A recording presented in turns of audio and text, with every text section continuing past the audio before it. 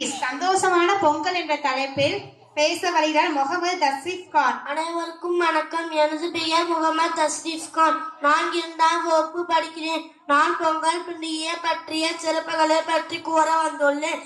பொங்கல் திருநாள் ஒரு அறுவடை பண்டிகையாகும். இது தை திருநாள், உழவர் திருநாள், மகர சங்கராந்தி எனவும் அழைக்கப்படுகிறது. பொங்கல் 4 நாட்கள் கொண்டாடப்படுகிறது.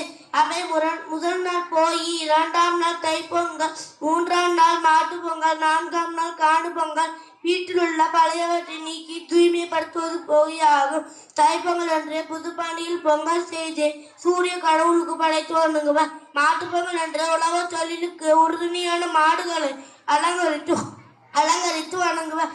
காடு பொங்கல் என்ற உற்றார் உறவினர் நண்பர்களை கண்டு மகிழ்வர்.